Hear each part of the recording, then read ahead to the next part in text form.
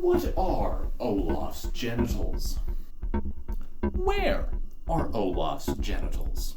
Bah! Why does no one want to see my genitals? These mysteries have plagued the world since the release of Disney's Frozen in 2013, and now today I am going to get to the bottom of them. Now, when I first started posing this question to others, I received many different responses. The main one was, "Please get away from me." But after all these different results, I decided to take the research upon myself. The first thing I decided to do to understand a snowman, I must learn what's inside a snowman. And I could not find anything. No bones, no muscles, no genitals at all. Which raises another question. How do the snow people reproduce? Now, with simple research, we can clearly see that Olaf is made of several different materials, all of which could make for a valid composite of his genitals. The wood theory. Putting a new meaning to the phrase getting wood, it would make logical sense if Olaf did have a treeness of sorts. If not simply for the obvious euphemisms, wood is one of the two materials that we do see represent Olaf's flesh. I'm counting the snow as fur, but that's a conversation for another time. But wood is a logical option. He has other appendages made of wood, as well as being very moldable and being very available in the woods that Olaf resides. As any good archer can tell you, wood makes for a wonderful shaft. But let's just talk about the next, what I think, less likely option. A carrot. The carrot theory. Now, as I stated in my previous segment, Olaf has other appendages made out of a carrot, ergo the nose, so it would make a logical, in fact excellent case for being the mystery material. But that does raise other questions. Is it a big carrot? Is it a baby carrot? Did they remove the tip of the carrot? Or even crazier, does the carrot transform from baby carrot to a bigger carrot? Now, and most importantly, is his nose also his wiener? Also, can it be detached? Now, a carrot was the option I thought most likely at the start of this, before I did any research. But unfortunately now, there's a lot more questions than answers. And I don't really want to worry about that right now, because before I get into that, I'm going to show you my last option. But first, a word from our sponsors. Hi, I'm Big Daddy Mitchell from Big Daddy Mitchell. Have you ever heard of Big Daddy Mitchell? I sure hope so, because if you didn't, that was probably because that car outside was way too loud. But enough of that rambling. If you want to see more of me, simple. You can follow me on YouTube, subscribe on YouTube, follow me on Twitch, or you can even follow my TikTok or my Instagram. I don't post there, but I still have it. So if you want to see more of me today, go and drop a follow or a like. Anyways, back to the video. An icicle. The icicle theory. Now this is the last option, and I'll admit, it does hold some water. But seriously, it would make sense for a lot of different reasons. 1, ice is just harder snow. 2, maybe Elsa gave Olaf the power to make a larger icicle. And 3, logically, that way it could be very well hidden underneath the snow. Also, maybe Olaf just has a snow wussy. But that being said, the isocock is definitely a stronger contender.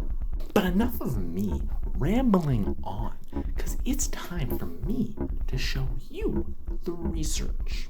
After spending hours and hours of watching and re-watching Frozen 1 and Frozen 2, sifting through every possible frame, I could not see anything.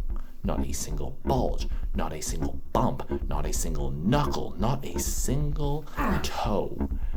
And I could not find anything that would help me uncover the truth to this mystery. What are they? Where are they? Ah! And I felt defeated. I felt like there was nothing that could give me the answer.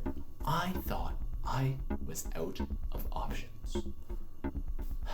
Did I really just waste 34 hours of my life?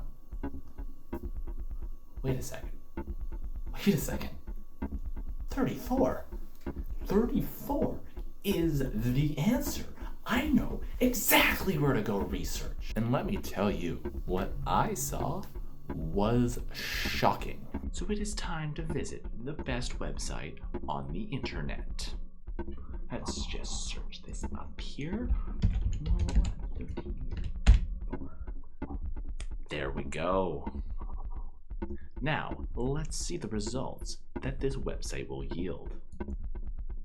Oh my god, oh my god, oh my god, oh my god, oh. Well, there's a carrot all right. Is that a human one? I wasn't expecting that in my research. So it appears here that Olaf has detached his carrot nose. That one's the isocock right there, guys. Wow, there is just a lot of stuff here, and I'm doing this for you guys, not just for me. Damn. So as you can see from this, Olaf has removed his nose, and they are using it as a phallic object. And as you're about to see, Olaf is now about to reattach his nose and pull out what I think was one of my favorite, most likely options, the isocock. And he is about to use that to, well, do the deed.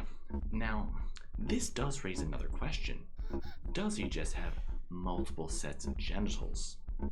And after hours and hours and pages of research spent across multiple days, multiple sessions, multiple times, I finally finished and came to a conclusion and to one big problem.